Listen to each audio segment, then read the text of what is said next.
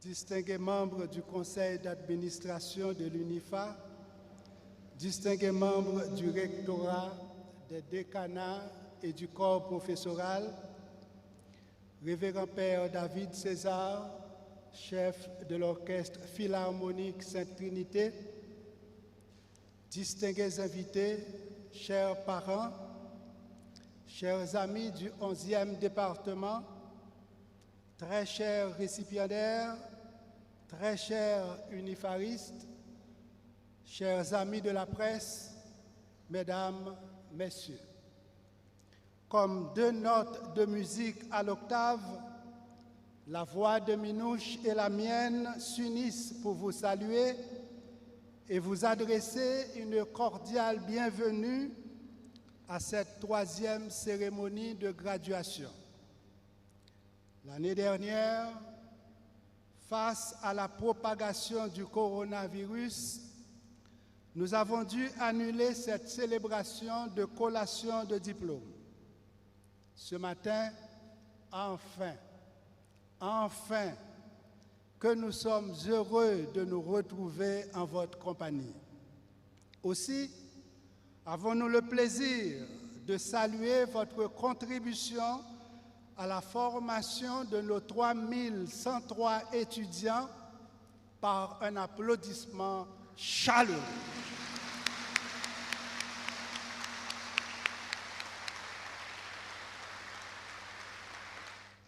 Si la passion habite près de l'amour, UNIFA habite au cœur de Minouche.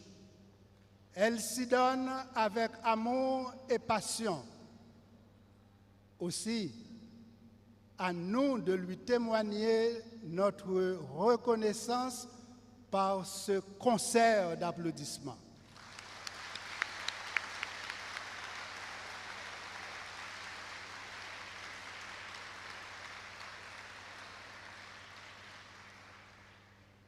De ces innombrables rayons d'amour qui émanent des membres de notre conseil d'administration, je suis témoin. De leur passion pour la croissance de l'UNIFA, je suis un témoin privilégié. Qu'il me soit permis de vous adresser, distingués membres du Conseil, nos sincères remerciements. Écoutez nos cœurs vous le dire à travers nos mains.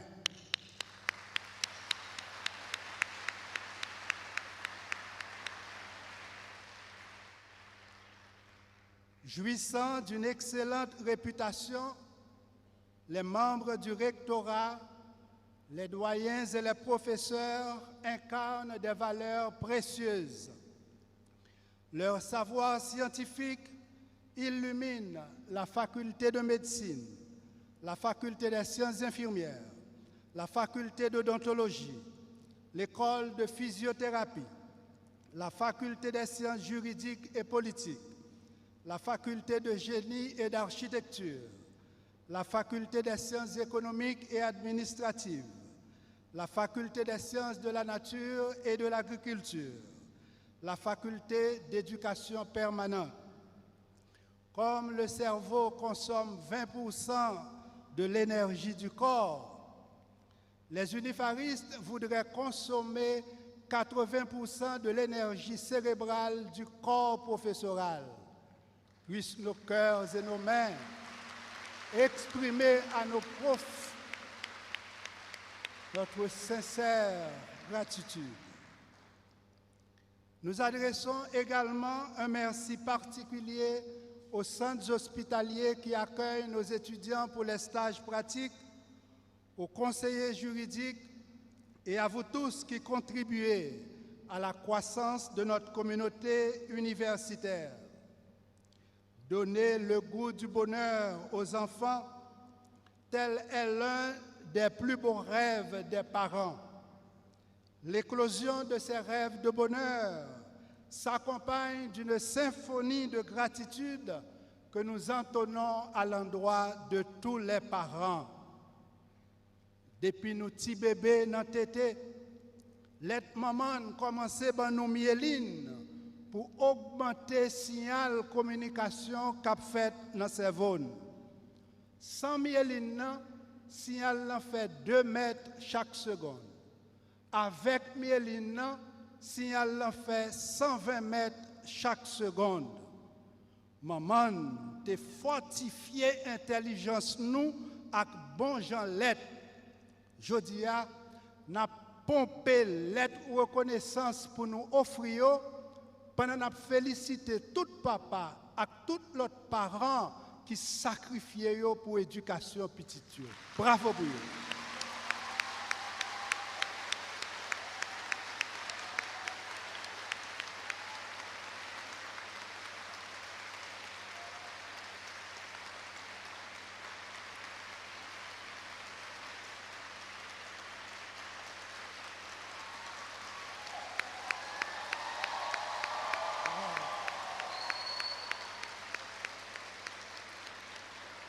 Merci. L'UNIFA s'unit à vous tous, chers parents, pour donner le goût du bonheur à vos enfants. Ne soyez pas surpris si ce matin, je parlerai de la neuroscience du bonheur. En effet, de l'intelligence humaine à l'intelligence artificielle, les scientifiques nous révèlent un potentiel cognitif remarquable.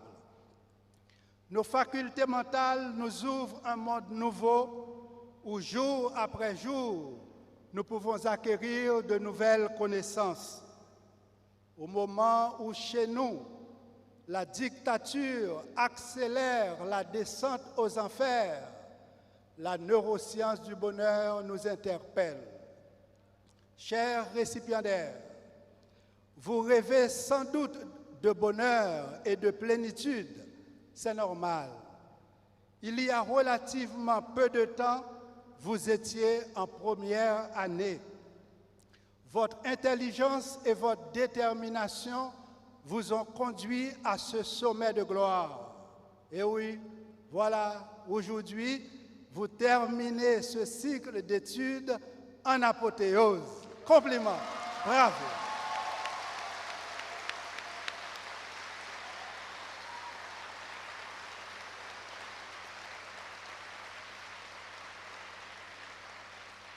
Plus d'un serait tenté de vous couronner rois et reines de cette célébration. Voyons ce qu'en pensent vos parents, vos profs et vos amis. Êtes-vous d'accord? Pour? Contre? Pour? Alors, nos rois et nos reines, applaudissons-les unifaristement.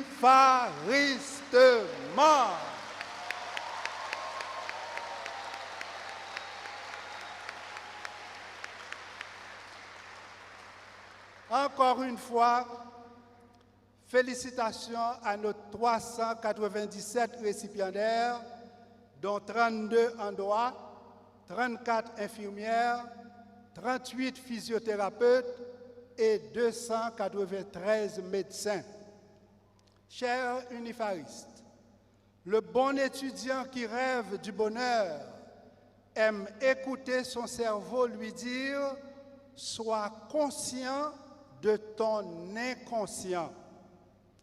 Notre cerveau reptilien existe depuis 400 millions d'années. Chaque être humain a en lui un reptif agressif, impulsif, égoïste et sauvage, toujours prêt à s'enfuir ou à se battre pour sa survie. Fight or flight.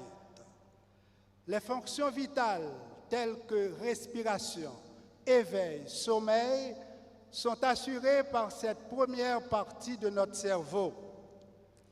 Tandis que la partie centrale, dite cerveau limbique, gère nos émotions depuis environ 65 millions d'années, la partie supérieure ou néocortex, siège de notre intelligence, n'a que 3,6 millions d'années.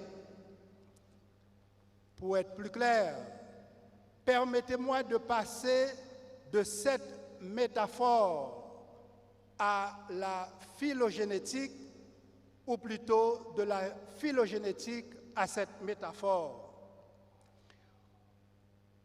Cerveau, c'est un couillon-caille qui a 3 étages. Premier étage là, gagne 400 millions d'années. Deuxième étage là, gagne 65 millions d'années. Troisième étage là, gagne 3,6 millions d'années. Au-delà du poids de leur âge, le reptile inconscient, le cerveau limbique et le néocortex exerceront une influence décisive sur chacun de nous. Ces 3 composantes cérébrales sont inextricablement liées au secret du bonheur. Nous comprenons mieux cette chimie du bonheur en observant les mécanismes de la neuroimagerie fonctionnelle. Celle-ci, en effet, met en évidence les changements d'activité cérébrale associés à nos prises de décision. Les choix rationnels ne sont pas toujours déconnectés du circuit cérébral de la récompense, incluant le préfrontal, le noyau accumbens et l'aire tegmental ventral. En général, notre cerveau se prépare à déclencher un mouvement avant qu'on prenne la décision de l'accomplir. Votre cerveau décide avant vous et ça se passe en moins de 300 millisecondes. Les décisions sont donc prises subconsciemment, mais la conscience peut exercer son droit de veto. Chers récipiendaires, face à la tentation de placer le dollar au-dessus de l'humain, violant ainsi le serment d'Hippocrate ou l'éthique professionnelle, que votre conscience exerce son droit de veto. Face à la tentation d'être heureux en rendant l'autre malheureux, reproduisant ainsi le modèle des néocolons, que votre conscience exerce son droit de veto. Avec fierté, il faut refuser d'obéir à l'inconscient colonial. Que d'hôpitaux, que d'infrastructures sanitaires on aurait pu construire avec les milliards de Petro-Caribé. Le droit à la santé est inhérent à la dignité humaine. Défendre la dignité haïtienne face à l'inconscience coloniale est un devoir de conscience. Science sans conscience est un axone sans influx nerveux. Il est temps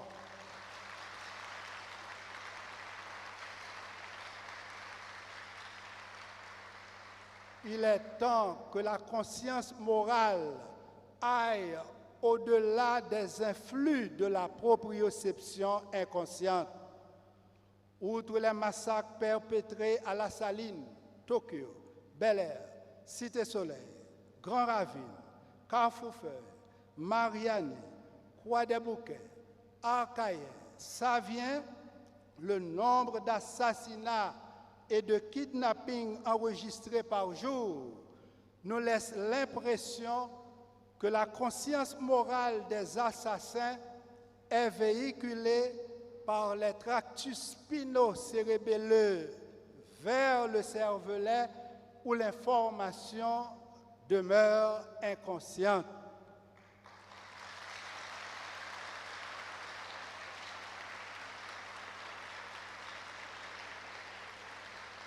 Qui donc,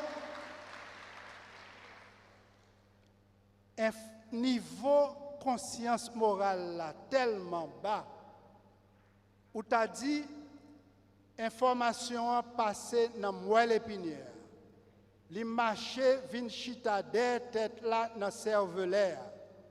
Cervelet ou ti cerveau, c'est un manager qui a dirigé, contrôlé tout mouvement qu'a fait. Là se trouvent des informations inconscientes.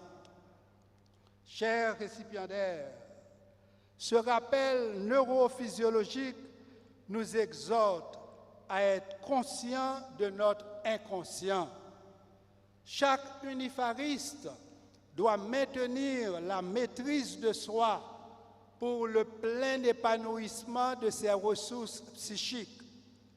Ceci, bien sûr, favorisera l'équilibre à établir entre le bien-être hédoniste, pôle du plaisir, et le bien-être eudémoniste, pôle du bonheur.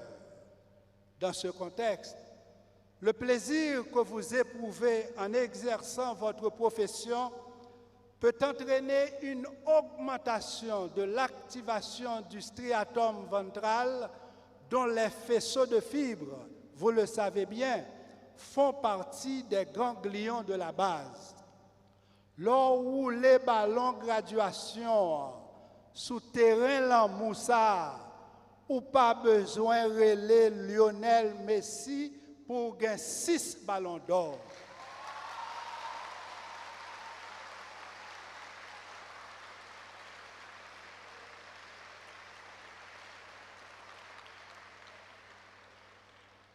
Ballon d'or pa ou yo pap sorti dans FIFA, mais dans UNIFA.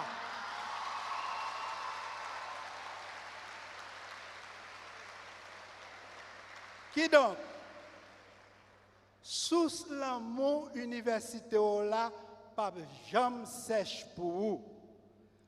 N'a toujours avec chaque fois yon habite sifflo outside parce qu'on campé trop longtemps en dans carré chômage là.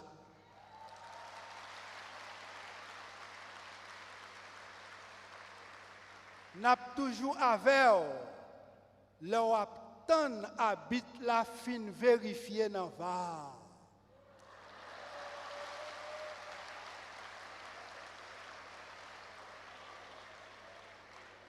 Bon ici va toujours aveugle parce que le système n'a programmé pour éliminer l'équipe majoritaire.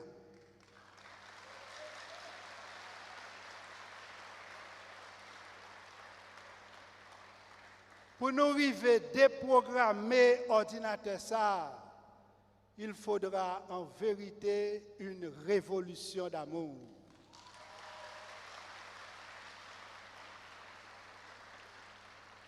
Chers récipiendaires, l'amour de son peuple et l'amour professionnel cristallisent une source de bonheur. Celui ou celle qui souhaite s'épanouir pleinement éprouvera le désir de donner et de se donner. Générosité et bonheur sont corollaires. L'unifariste généreux sera heureux.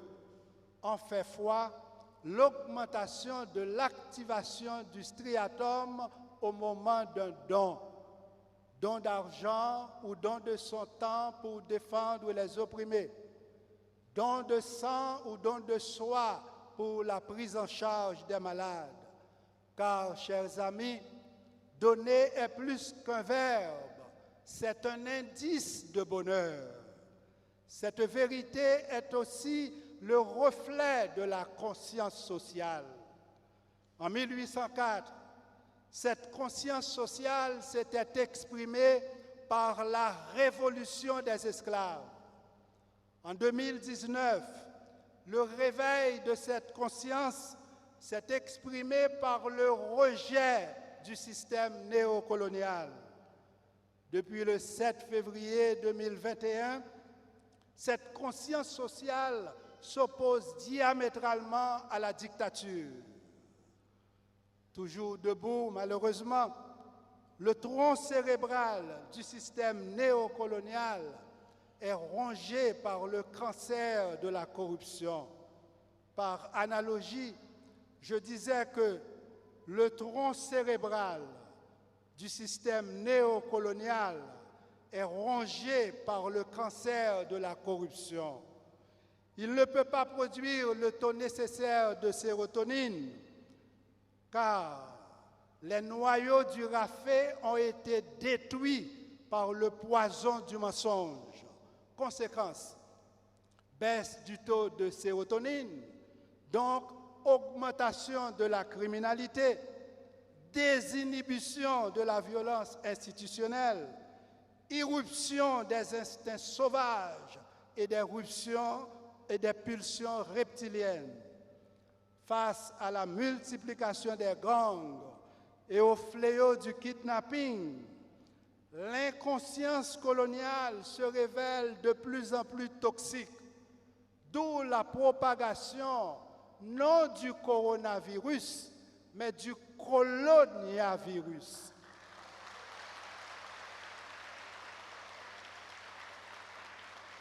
C-O-L-O-N-I-A, coloniavirus. Et donc, du 29 février 2004 à nos jours, la descente aux enfers se poursuit aveuglement. Rappelons-nous l'histoire des rats cohabitant pacifiquement avec des souris dans une cage. Une fois la sérotonine des rats épuisée, ils ont dévoré toutes les souris, et ceci aux yeux des chats dont vous suivrez les regards.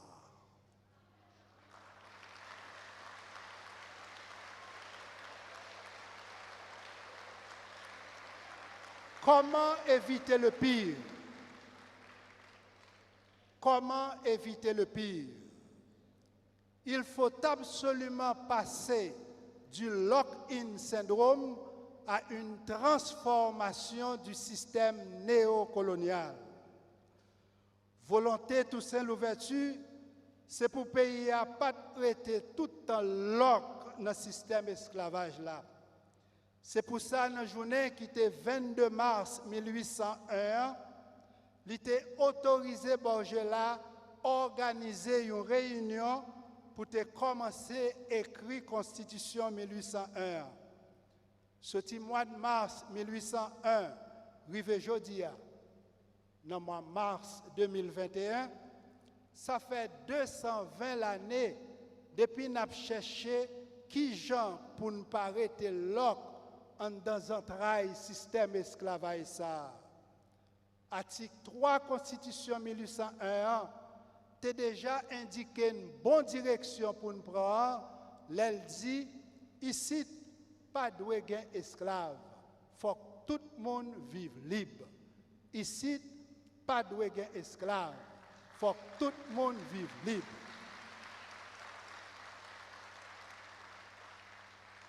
L'esprit Toussaint est clair. Il dit tout le monde. Donc, ce n'est pas seulement une petite minorité zuite qui prend prix Nobel, n'a kidnappé ni l'État, ni richesse pays, ni droit peuple haïtien gagné pour sortir dans l'enfer colonial. La majorité monde de bien dans le pays admettent que poisson corruption pourri dans la tête. Majorité intellectuelle haïtienne qui vivent ici ou à l'étranger montrent le soif de l'autre Haïti. Plusieurs millions de citoyens ici, comme l'autre bord de l'eau, déjà mandés pour chaudière corruption chaviré.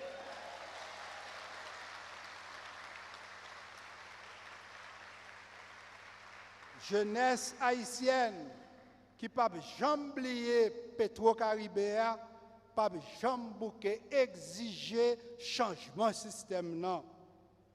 Plus sérum patriotique là, continuer marcher dans sang nous tout haïtiens qui remet Haïti, plus n'a entend nous pour nous délivrer pays. Le bonheur d'Haïti dépend des héros et non des zéros.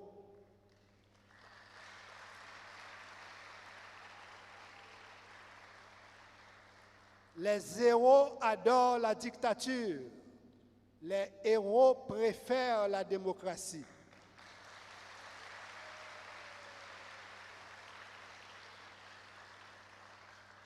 Aimez-vous les zéros? Aimez-vous les zéros barrés? Aimez-vous les héros? Alors, Alors, héros, barré zéro. Héros, barré zéro. Héros, barré zéro. Héros, barré zéro. Oui, après 220 années, il faut cette transition de rupture devant nous conduire au salut public.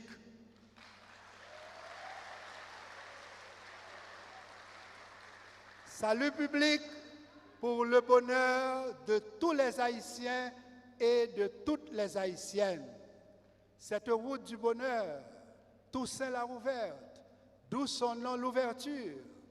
Dessalines l'a suivi jusqu'au Pont Rouge, où son sang irrigua la voie royale de la liberté. Fièrement, Christophe nous en parle à travers la citadelle. Au-delà du temps, que l'esprit de ces héros nous illumine et nous guide vers la nouvelle Haïti. Que ces génies de la race revitalisent l'unité des fils et des filles de la patrie commune. En hommage au père fondateur de notre patrie, à l'UNIFA, le bonheur s'écrit au tableau d'honneur. À l'UNIFA, le bonheur s'écrit toujours au singulier, mais s'appelle B-O-N-H-E-U-R-S, car il se donne aux autres. À l'UNIFA,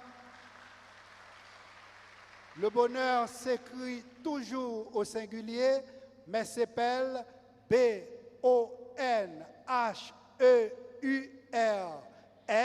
car il est amoureux du pluriel. Cet amour inclut, bien évidemment, la construction de votre hôpital universitaire.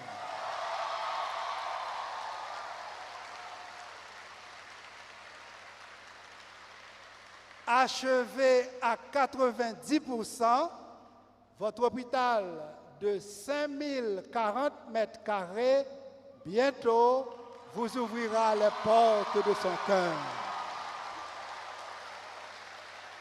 Enfin, chers récipiendaires, que les ondes de bonheur générées par votre graduation se propagent à travers le pays et la diaspora haïtienne.